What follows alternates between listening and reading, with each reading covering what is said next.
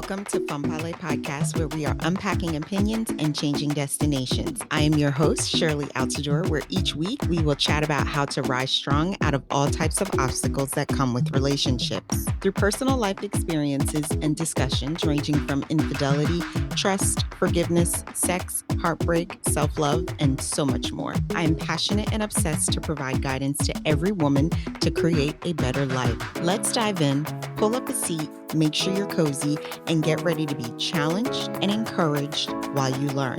With me, your virtual girlfriend.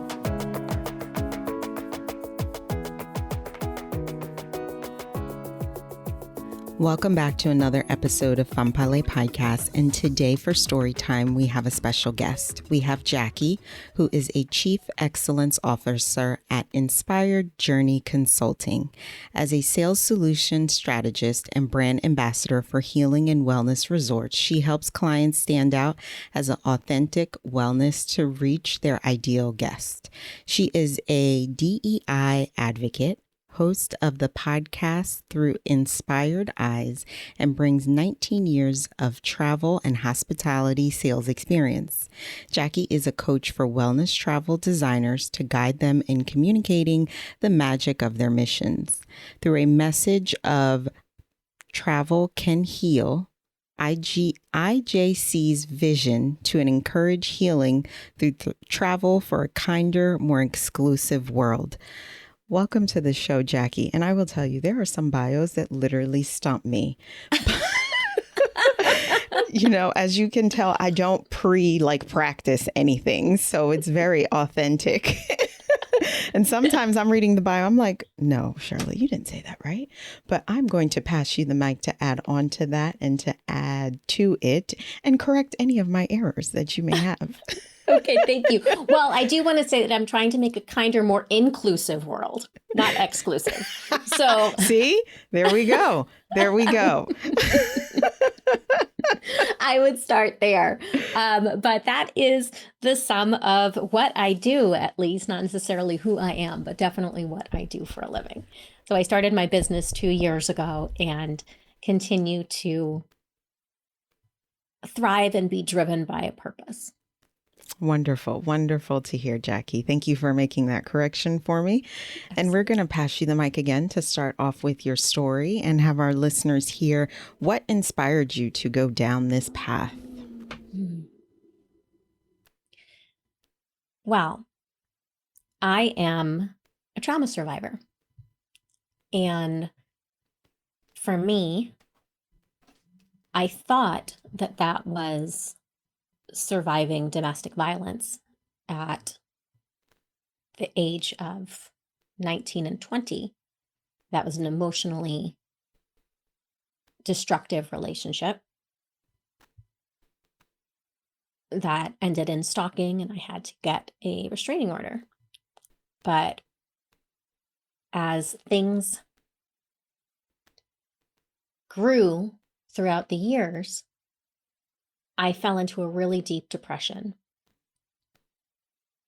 And what I learned was that there was much more to that trauma that had started,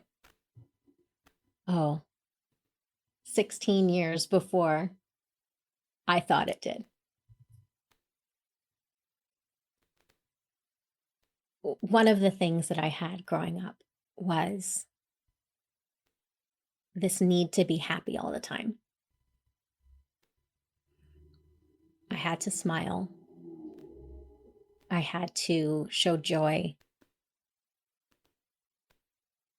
This was a home of toxic positivity, though nobody really knew that at the time. Come from a Latinx family. We were putting on our best fronts to go out in the world. And we were not allowed or encouraged to do anything in public other than smile.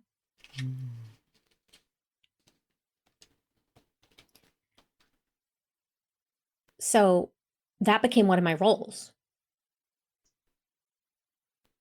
I ended up going into sales for a career, made use of that smile. I tried to fit everywhere I went, not fully understanding my differences and embracing them. I wasn't really taught my differences. I was taught to fit in or to cover up. And I say that in so many ways, both physically and emotionally. Cover up. What were you covering up? Well, physically, my arms, my thighs, my softness. Emotionally, my sadness, my fear, my anger. Anger is still the most uncomfortable emotion for me. So, how old were you when you went into sales, and what sales were you doing? If I had to assume from looking at you, you're a very pretty woman, beautiful smile. Were you a makeup artist? Oh, thank you. No. No. No. I went into hospitality. Oh, that is where you started off. Like, really, that's where you started off from the get-go. Mhm. Okay. Okay. Yeah. And it was so relationship building driven. So that made sense for me. So, with the physical abuse, you went into sales very young, meaning right after high school, you went into the hospitality industry? Right after college, Right after college. And how old were you when you graduated? I was 21. You were a young graduate. Mm-hmm. So you went in at 17. I actually started at 16, Oh. and into my junior year when I transferred to a university after the first quarter, we were in quarters. Mm-hmm. I I was dating a hippie. He convinced me to drop out. I dropped out for the rest of the year and then went back the next year. Okay. Okay. And the domestic abuse started at 19 with this Mhm. person. No, it was the person right after him. It was the person right after him. Okay. And that's where all the cover up started. When you say cover up, you're talking about wearing long sleeves to work, makeup to hide any bruises on your face or body? No, thank you for clarifying. No, he was emotionally abusive, not physically. Okay.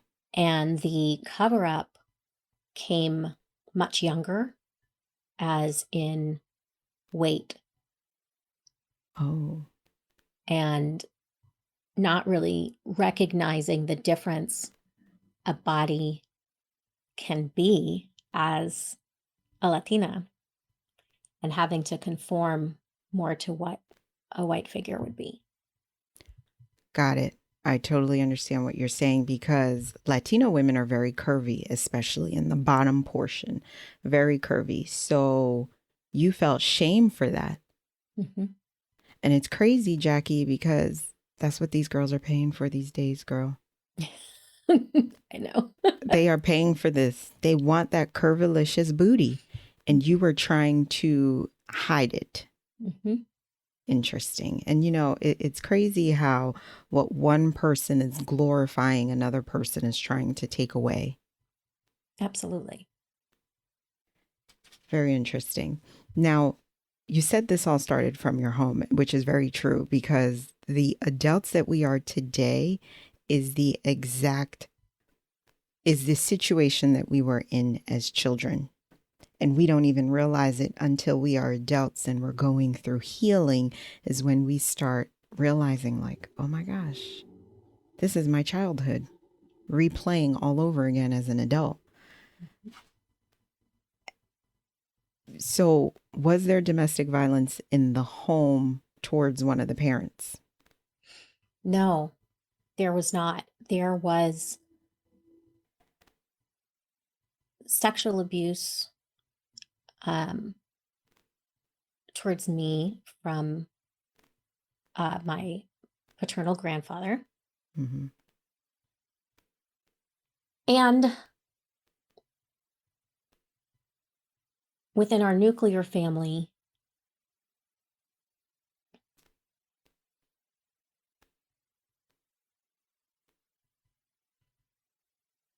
that was more in that space of toxic positivity and blending in, wanting to fit in. Did you see your paternal grandfather often? We lived in the same home. Oh, was this repeated? Did your parents, were you able to tell your parents?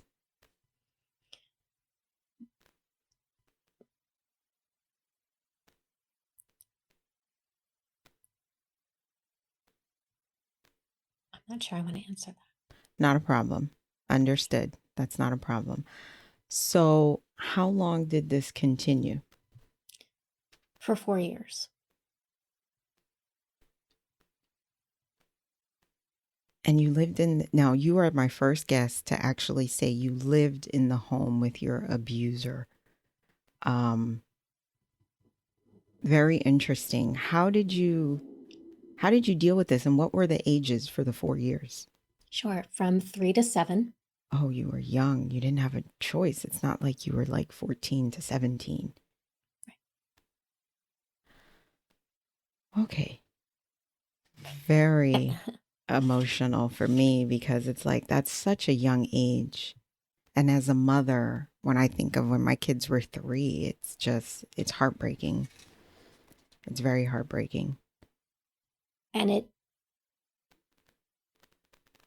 stole my voice. It stole my voice. And we were a very close family, very loving, affectionate family.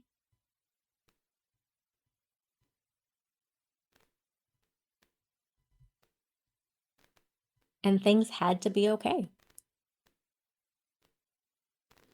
Now, how are you today? As I'm watching you, our listeners cannot see you, but I can see, as I said before when we had healing takes time. Healing doesn't happen at a snap of a finger. Everybody heals at a different stage. Healing will take years, depending on what the trauma is that person is going through. And healing doesn't ever, the trauma doesn't ever go away. And this is in my opinion.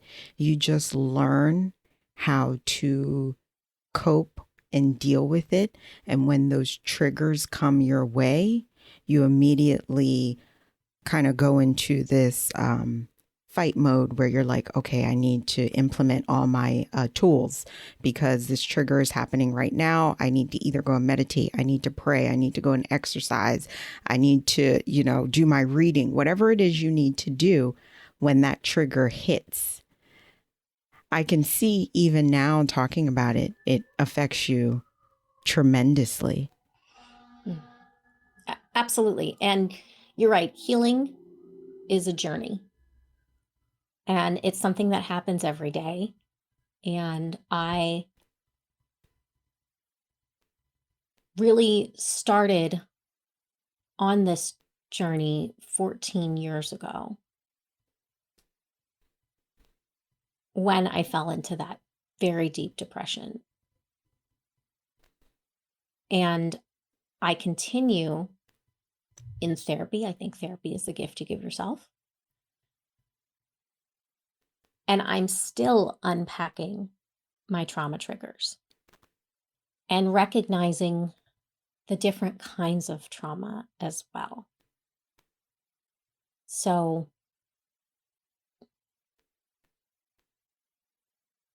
I am light years from where I was.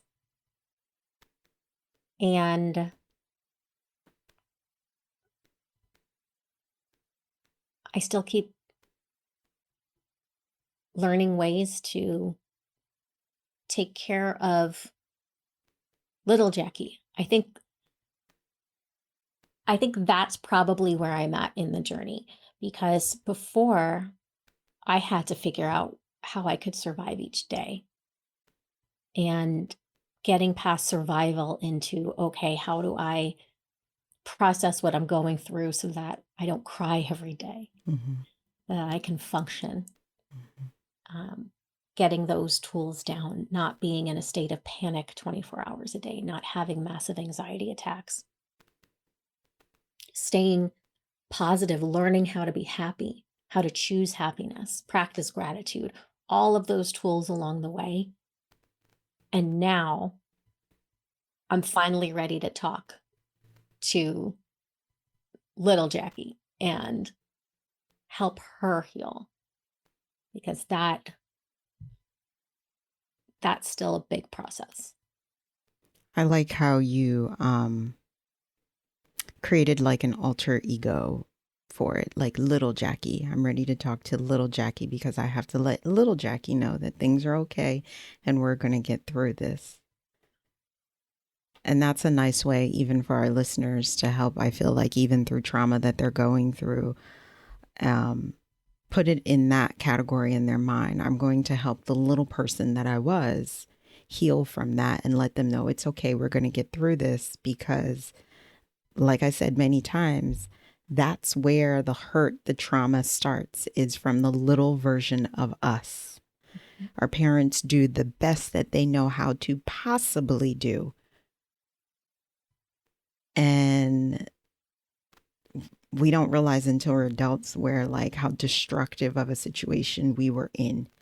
You know, in my house, it was a lot of um, verbal abuse towards both parents, domestic abuse, and emotional abuse towards both parents. And I feel like what we don't hear about most is my father got the shit end of the stick majority of the time because we don't necessarily always hear about women abusers. Mm-hmm. You know, they both abuse each other. That doesn't eliminate my father, but my father reacted in a state of rage when he couldn't take it anymore. Mm-hmm. So I can totally understand what you mean by I'm letting little Jackie know that things are going to be okay. I'm so glad that you brought that up about the male perspective, because I see that. I've met, cared for, loved men who have been abused in their romantic relationships. Mm-hmm. Yep. Men don't It's a talk about it, Jackie. completely different dynamic. Mm-hmm. And I'll take that as a gift to those of us who identify as women to be willing and able to speak more Exactly. often. Exactly. Exactly. Definitely. Now, how long did you stay married, Jackie? Oh, that actually was somebody I was dating. Oh, okay. And how long were Yeah. you dating this individual for? Was just a year and a half Okay. when I had the moment of knowing I had to go. Gotcha. And what happened after that? Like, did you date again? Did you remain single for a while? Was there another situation that you encountered because you didn't allow yourself to heal?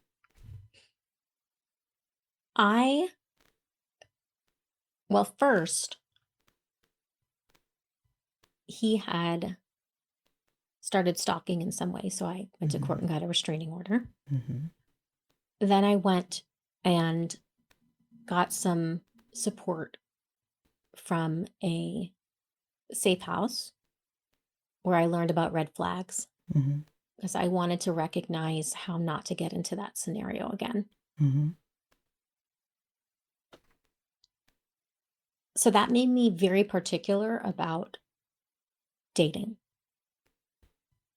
And I didn't just date. I would go on dates every once in a while, but I wasn't going to get involved with somebody unless I saw that it was healthy Mm-hmm. in all of those aspects. So I believe I was 22. So I maybe waited just 2 years till I met someone else. Okay. We had a very healthy relationship for 3.5 years. But then I realized another piece of it was my dreams. We didn't have the same dreams. And I was letting go of things that I thought were okay to let go of to make him happy. And it turned out that those were important, like where we lived, Mm-hmm. if we owned something or rented something,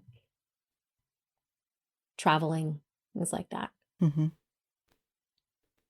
So traveling started to save me then, even back then, before I recognized it. Being in new spaces, opening my mind. And then I moved across the country. After the 3.5 years? Mhm. Oh, so and that's how you started into traveling. Because I did go to your podcast, and I always like to pry on certain, especially when I know someone has a podcast, and I realized when I saw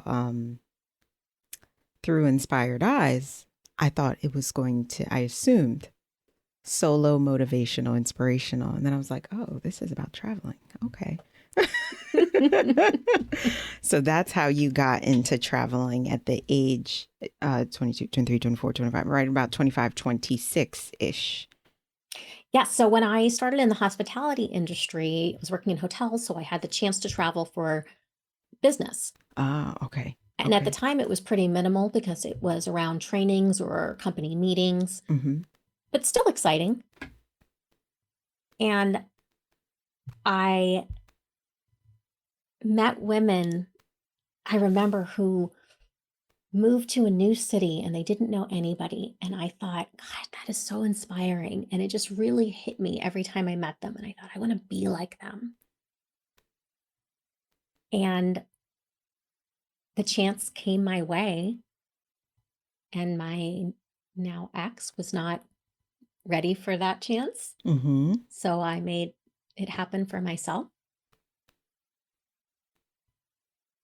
And it brought me to Boston, where I've been for 16 years Okay. and grew from there. And I've continued to travel more and more and then learn more about wellness and healing travel. Now, when you say travel, let's go dive deep into that. Do you backpack? Do you camp?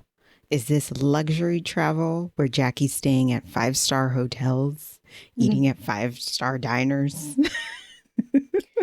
That is a great question. Well, I will tell you that we grew up with not a lot of money, but my dad had a love of travel. So we road tripped up and down the East Coast. We grew up in New York and camped. Okay. And I hated it. So, She no. said, I hated it. No. There is no camping. There is no backpacking. I am very glam to the core, and I'm happy to admit that. And working in travel and hospitality has allowed me the opportunity to stay at some really beautiful hotels. Wonderful. And it's interesting because I meet a lot of people who've stayed in hostels and what have you. And I think being the daughter of a police officer and probably having gone through what I've been through, Mm-hmm. it never felt like a safe option. And that's likely completely opposite of what it is. That's people tell me it's the safest thing in the world. That just never would have fit who I was. So I've traveled differently for that. But And now that's okay, Jackie. I wanted to say, I think the same thing you say about hostels. Whenever I think of hostel, I think of that movie. It's a scary movie where these girls go traveling to a country and they go stay at a hostel and it doesn't end up good. Mm. Mm-mm. Mm-mm. I don't. Mm-mm. I don't like the sound of hostel. I've heard they have luxury hostels. I'm not going to say never, but that is not on my list of places to stay when traveling. I have to be left with no option. Yes. Yes. One thing that was really interesting for me, and it's what inspired where I am today professionally, Mm-hmm. was learning about healing and wellness travel. And that's really incorporating what we learn on this healing journey into the beautiful space of travel. Mm-hmm. So when I had my first experience at a wellness and healing resort, I went with intention. And what I learned along the way were honestly so many countless lessons. But to sum it up, what I can say is you are introduced to new modalities. And it basically, I don't want to say cliff notes you, it like speed walks you Mm-hmm. into what you can take home. Mm-hmm. There was a lot that I learned that I had spent 14 years reading on, Mm-hmm. all sorts of topics and ways and tools and techniques Mm-hmm. that are taught in these spaces Mm-hmm. that have saved me years and years before I started this journey. I had an EMDR session, which actually ended up being 3 sessions. And that was something my therapist had recommended, but I hadn't gotten around to finding someone. So I tried it at Canyon Ranch in Lenox. What is EMDR? Oh, I don't know what it stands for, Okay. but it is a non-invasive technique for trauma. Oh, okay. Yeah, to release and reduce trauma. Got it. And I say non-invasive because it's not necessarily hypnosis where you're under, Mm-hmm. and that can be really jarring for survivors. So I was able to experience it in one of these spaces during travel where you're more open to try new things and decide, hey, this feels good. I can find somebody at home and do this, right? Mm-hmm. Other modalities like Qigong and sound healing, the power of infrared saunas that I didn't recognize, a Reiki, energy healing, Mm-hmm. life mapping. Mm-hmm. All of these things I've learned throughout travel. Oh. So this is travel outside of work. Are you still in the hospitality industry, or you do your business now that you've been in for 2 years full time? I'm in my business full time. Gotcha. So hospitality industry, you have retired from that. Basically, so I support Mm-hmm. the travel and hospitality industry with what I do. Gotcha. And how did you discover these along your travels? So give me an idea of when you're booking your travel, what it looks like for us so we can kind of picture ourselves being there. Yeah. So I discovered this Mm-hmm. because of a role that I was in. I was overseeing a luxury wellness program for the largest consortia in North America. Okay. And to be clear, consortia is a collection of travel agencies. Okay. And in this space, I was working with these resorts, hotels and resorts on their marketing that are in wellness, and then also training travel advisors on what wellness travel is. Okay. And that introduced me to it. I see. So as a traveler, when you're looking to be intentional in this space, Mm-hmm. there's a few different ways that I would say you do that. One is to work with a travel advisor. Mm-hmm. I don't book travel, but I know people who do. Okay. And that way it saves you some stress. That's a great start, Got it. right? Takes it off of your plate. as you're looking, there's a brand that I fell in love with called Healing Hotels of the World. Hmm.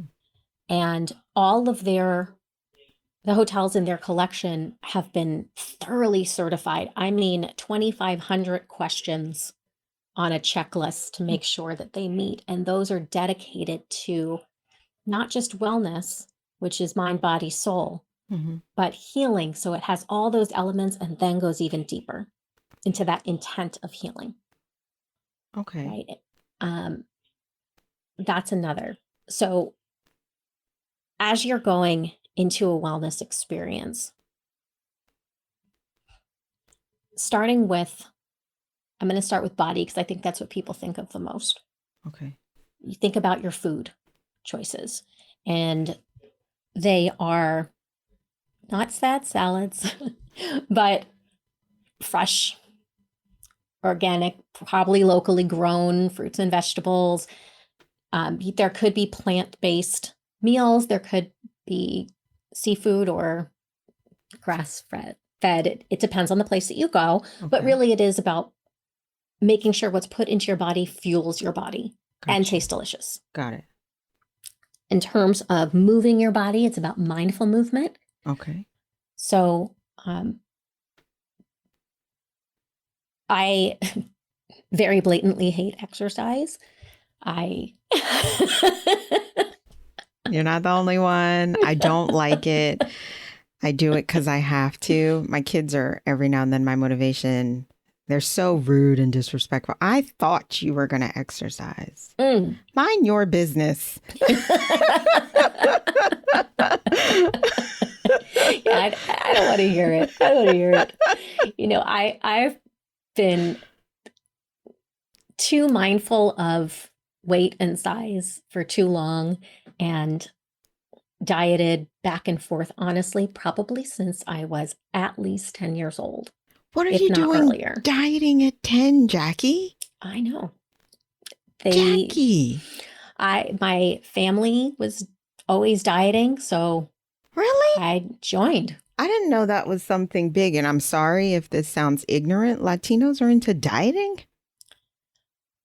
My family was. Oh, my. Now, mind you, we were fitting. We were trying to fit. At 10? What was it? Like, that you couldn't have candy? Was that the diet? God, it depends. I feel like I know there was a Richard Simmons diet. What? I don't remember Well, that was. I'm 38. Are we around the same age? Because when I was younger, Richard Simmons was big back then. Yeah. So, okay. Richard Simmons. Yeah. There was juicing. There was, I know there was Weight Watchers. I didn't go to the meetings, but I remember. Wow. My dad did that for a while. Every time something new was tried, I was typically a part of it. But I had put a self-inflicted diet on when I was 12, I believe, where I was only packing cut up green peppers and a box of iced tea to go to school for lunch, thinking that would help. Yeah, it's a long time coming. So with that, exercise was always for the purpose of losing weight, which never made me feel good about myself. And in a mindful daily effort of body acceptance and self-love, it's kind of a trigger. So I say that to say that mindful movement isn't necessarily exercise. It's moving your body in a way that brings you joy. So I agree. It's dancing. Maybe it's hiking. Maybe it is a Peloton if you're a Peloton person. But it is a way that just brings you joy and makes sure that that movement is supporting all other areas of your mental wellness. Really. I agree. Even though we call moving a lot of times exercising, but whatever name you want to give it to make it fit, or whatever physical movement you want to do to make it work, it's still all important. I think the world has made us believe that you exercise to lose weight, But what I've come to realize, That's not the purpose of it. Even as a woman, as we age and get older, we start to lose the elasticity in our body that moving is beneficial for us because it helps keeps those muscles together. That's why you see women at 80 and 90 are saggy because of that reason. It's something, first of all, no matter how much exercise we do as women, we just can't stop it. It's going to happen. But, and not every woman is affected by it, because I've seen some 70-year-olds where it's like, girl, your body looks good. And they don't do much. But most women suffer from this. So I've learned that exercising doesn't mean lose weight. It means to just be healthy, but the world has made us believe that. So you're right. Any source of movement is good for the body. Walking, meditating, or whatever, dancing. Dancing is huge because you're really burning calories when you're dancing. And you're lifting your energy. And it increases your joy. Which is, for me, that is everything, being way more joyful. So that's something that you're going to want to look for. My husband and I, when we went on a holiday, and I said, I really want to bring as much wellness into this as possible. And sure. But one of the things was, okay, how about before the sun gets hot, because we were in a warm destination, first thing in the morning, because we always wake up early on vacation, first thing in the morning, let's go explore. We'll walk the property. And it was a big place we were staying. Great. Loves that idea. So, that ends up being, I think it was an hour and a half that we're just walking and exploring, something we would have wanted to do anyway. Gotcha. Okay, that makes sense. And that's great. Yeah. And there you go. You're moving. You're doing something. Exactly. And then when it comes to your mind and your soul, this can really be creating a space for peace so that you're not constantly running. When you're intentional, choosing what you want to focus on, finding time for gratitude. There's an amazing resource. It's called the Transformational Travel Journal. And that's something that you can bring with you and look through and complete. And it gives you that chance to really be thoughtful during your travels and take things in a new way. What is that called again? Transformational Travel Journal? Got it. So that's another thing. And then obviously there's treatments and things that you can participate in when it comes to the spa or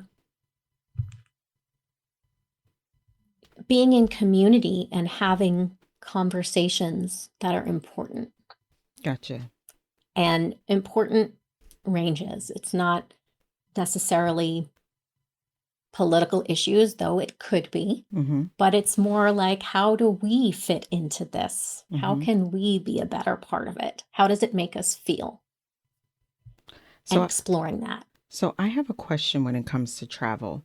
Yeah. So as a flight attendant, traveling is expensive for some. It's not always luxurious for all.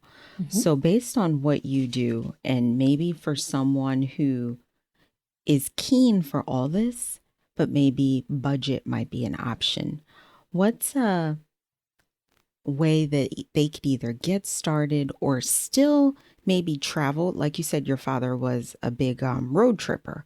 That's still traveling, because I think when people think about travel, they think about airplane. And there's so many different ways. There's trains, there are buses, and of course there are cars. We're not saying walk, but that is an option if you wanted to go walk somewhere, maybe a place that's not far within where you live. But there's so many other ways to travel. I think people automatically think about plane. Plane is the most expensive, maybe followed by Amtrak. I don't know. But what is a way to be cost effective in the travel and still meet these needs for those who maybe can't afford the luxury? Because even though you may not like camping, but does camping Is a camping okay for these options? Yes, absolutely. Okay. Thank you for coming back to that. Yes, 100%. So Okay. actually, one of the great things about camping is that you're in nature. Okay. And nature itself is very grounding. Okay. So yes, you can road trip, train, bus. In nature, I would say that gives you solitude, Mm-hmm. that gives you grounding. Mm-hmm. From there, that's likely going to give you movement. Mm-hmm. Mm-hmm. And then you have choices that you can be intentional with that. So that's when another scenario very highly that I would recommend the journal. Got it. To walk you through, right? If you need some ideas and thoughts in that space. And think about the food that you take in. Okay. And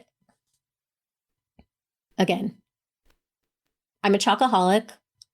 This is not about deprivation. It's like, if you're going to have a burger, have it be the best burger that is going to sustain and give you the right nutrients, right? Just think about those things, even if it's one thing a day. So I'll bring my husband back onto this because I always make sure that wherever we go typically has burgers and bourbon. And burgers and bourbon. Yeah. But maybe he'll have a green juice in the morning and he feels really great about that. He'll stay hydrated and make sure he has all his water. And I'll likely push a vegetable on each meal, something. Just so that there's some sort of balance, right? Even if you just put one new thing that you haven't tried that is different and supports your system. Think about that. And then, so for nature, that is your piece. I think about cities a lot because for business travel, I traveled only to cities. Gotcha. And you can still create this experience in a city. Depending the time of year, right? So most cities that you go to, metropolitan area has a park, a square, a space that you can be outside. And that's a really good space to be intentional with your time there. Maybe it's taking your lunch break there, sitting and having your coffee there, walking to your meeting, or maybe just walking a couple of blocks before you catch the subway or a cab, whatever that is. Gotcha. If the weather is not suiting that scenario, think about wherever you're sleeping and how to make it as dark as possible. Oh, I need to do that more often. Yeah. So if you're in a hotel, blackout shades. If you're anywhere else that maybe the shades are a little bit difficult, think about just an eye mask. Okay. Guided meditations, I think, are amazing. Insight Timer is my favorite. There's also an app that I'm on called Brainwave, I believe. And that's great because that's binaural beats. So you can choose basically how you want to move forward. Is it going to be relaxation? Are you trying to be focused in the morning? Or you need a dreamy sleep? So you can choose that, and that changes the beats. And what those binaural beats do is it changes from, it'll be a little bit different in each ear because it is signaling the different sides of your brain. Okay. And creating a balance, really, of what you need.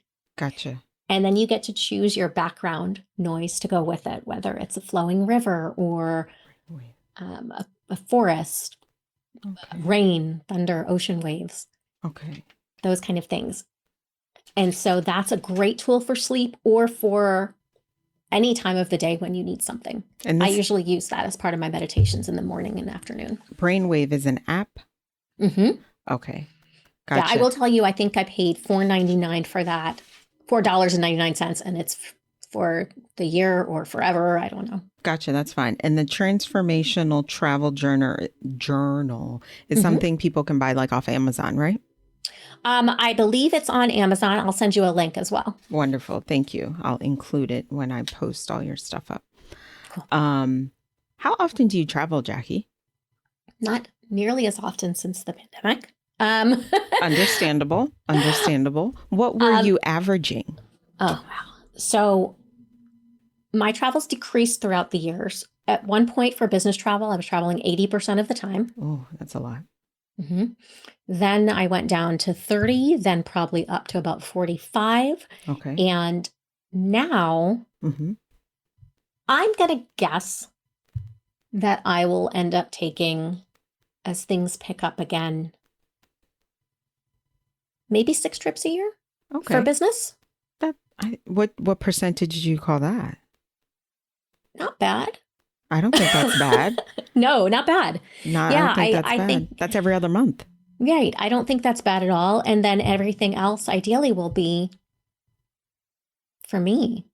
Oh, I see. So these 6 trips are more business. Any other travel is going to be personal. Yeah. Got it. And personal travel, well, for example, we're doing an overnight tonight at a hotel partner, and that just great, quick overnight and change of space is really rejuvenating. You know, I never thought about that. Like, to me, even though you're saying it in a positive, I'm like, that's not enough for me. That's a tease.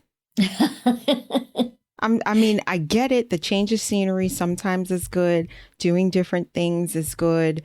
Stepping outside of the normal comfort zone, sleeping somewhere else is all good. But I guess I've never thought about that. But I thank you for bringing that up because that's a good point, especially in relationships.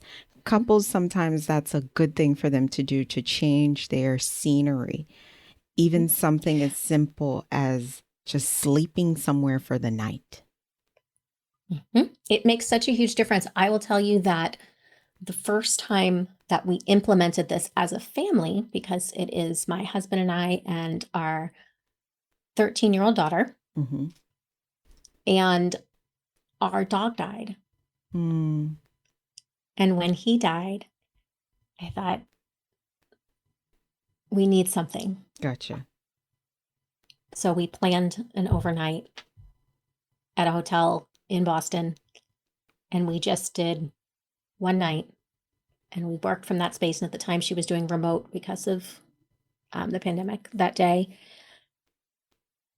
And when we came back to our house, our home, it wasn't as sad. It didn't have that same energy. It was a little easier than it was when we were there the day before. Nice. Nice. Thank you for bringing that up because I've never thought about that. We live in a world where we feel like I need 7 days, I need 14 days, when we as the human species, we over exaggerate absolutely everything. Everything. So thank you for bringing that up because even one night, 2 nights, that's all you need. That's all you need. And I think I took my first 8-day vacation last year. Oh. And it was partially business. Okay. And I've worked in an industry where taking time off wasn't easy.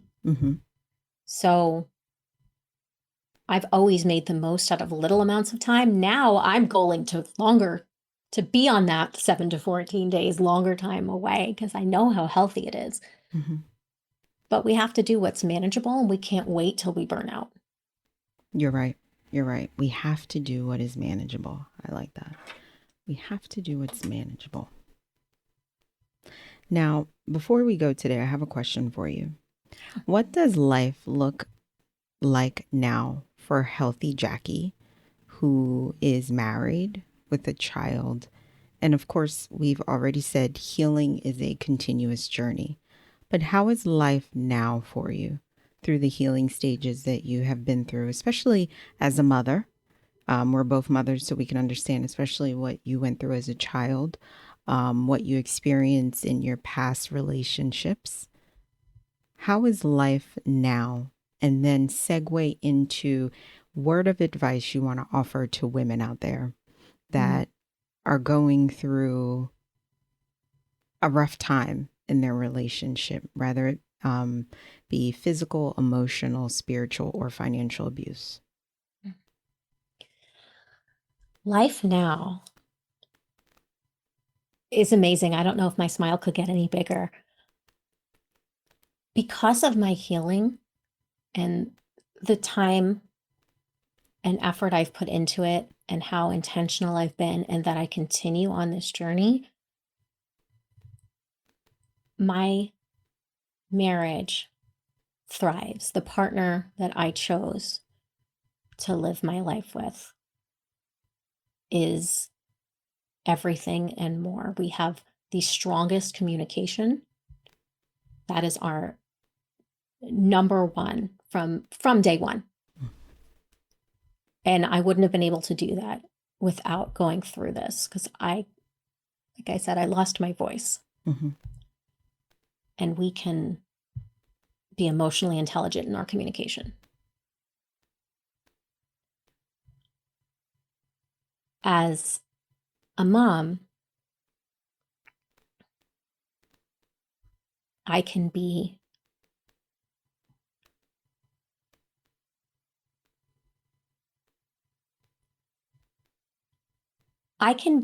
what I didn't know I needed,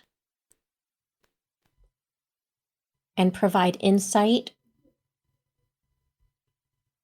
that is different and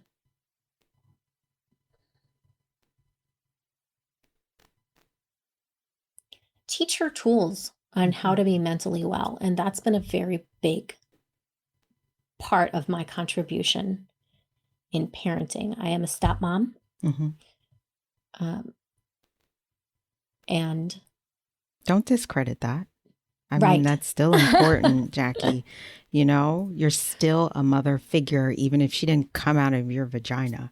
You're a major impact to this girl's life. Thank you. You're welcome. You know, I think it's important because it does play a different role, and it does create a different path for us. Mm-hmm. And to be able to say that I'm a mother, and to be able to know that she calls me mom and sees me in that way is a gift. Yeah.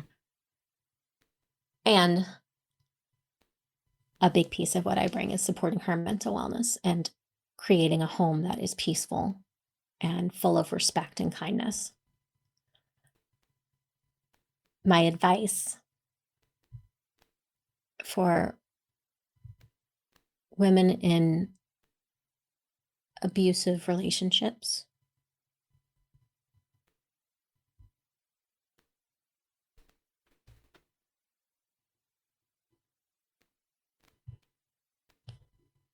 you're not alone. Don't stop talking to your friends. Sometimes they're not going to have the reaction that can appease you, and that's okay. You're worthy.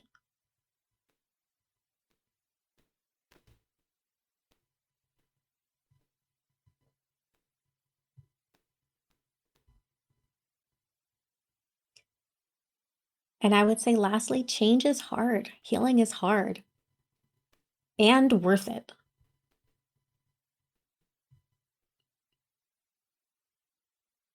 I couldn't imagine living any of my previous lives today. This is so much better. Glad to hear. Glad to hear. Life is an experience, and it's a journey that we really, truly, as people, can't be scared for the next phase or the next season. Every season is different. Relationships are major experiences that we don't know what we're going to encounter until we encounter them. I mean, if you had made a decision at 19 and 20 that, you know, fuck all men, you wouldn't be where you are now. But you didn't keep that negativity. You decided to grow past it, because life is an experience and we can't make every bad journey in our life like, oh my God, my life is nothing. I'm not going to be anything. No, because of course, Jackie would not be where she is right now if she allowed that suffering that she had went through at 19 and 20 to really make her have this negative picture in her mind for all men. And as women, I feel at times we tend to do that. I used to be part of that negative crowd when I was younger and I didn't know any better. And I used to be like, all men are shit. And they're not. They're not all shit. We just like to say that because women who don't know any better say stuff like that. But all men are not shit. Just like all women are not shit. We all have past. Sometimes everyone's past is different, and everyone's past is a joyful story, I feel, to tell, because one of the reasons I started this podcast, because we're all suffering in our own special way. And I got tired of all the unnecessary happiness that I've kept seeing on social media. And people are actually suffering underneath the surface and are scared to talk about it. So I appreciate every woman that comes on this, and also the few men that have come on to share their trauma story to now triumph story. It absolutely excites me. Even when my guests are talking and I realize they're getting emotional, such as you and many other guests, I know it's like, this is it, Sherley. I know why I did this. Because it gives me a sense of like, I respect them even more, because sharing your story is not easy. It really is not. It's not. You made some key points today about when it comes to traveling, do what is manageable. Don't go into debt for things you cannot afford. And Jackie pointed out some extreme key points when it came to wellness when I asked her. First, she said getting a travel advisor, finding a hotel that offers healing hotels of the world. I think you had said, am I saying that correctly? Mm-hmm. Wellness meals, and I'm just summing them up in pieces. Moving for a better health, creating a space for peace, trying to find time. The other thing is, she said, when it's time for relaxation, making the room as dark as possible, doing guided meditation. The app that she had suggested was Brainwave. And also, regardless what type of travel you decide to go on, the Transformational Travel Journal is a good piece of information she suggests that you bring with you. And last, with the word of advice that she had to offer, change is hard, but healing is harder. And I like that, because change is hard. Coming out of your comfort zone is not easy at all whatsoever. Something as simple as changing your toothpaste is hard. Can you imagine changing your whole lifestyle? I do not like Colgate. I love Crest. The stupidest shit in the world, right? But that's a hard change for me, and I don't want it. You see how simple that is? This is toothpaste. Can you imagine having to change locations, having to change a whole human being in your life, or anything else? Change is extremely hard, but healing is harder, because rewiring your brain to the stuff from when you were a child is difficult. Extremely difficult.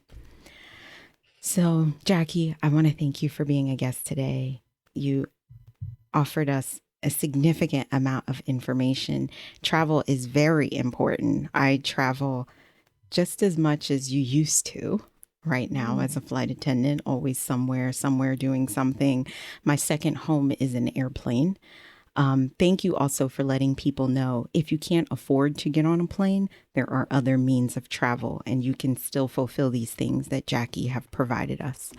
All her information will be available on the website for you to be able to work with Jackie. And again, I want to thank you guys for listening. And as always, remember to love yourself, voice yourself, and be yourself. To the next podcast, guys. Have a great one. Thanks for tuning in to Fanpale Podcast. If you want to continue the conversation or share your takeaways, I want to hear from you. Head on over to the website or join our Facebook community and comment your favorite part of the show or share your thoughts. I want to hear what you have to say. Don't forget to rate and subscribe to the podcast so you never miss an episode. Chat with you next week.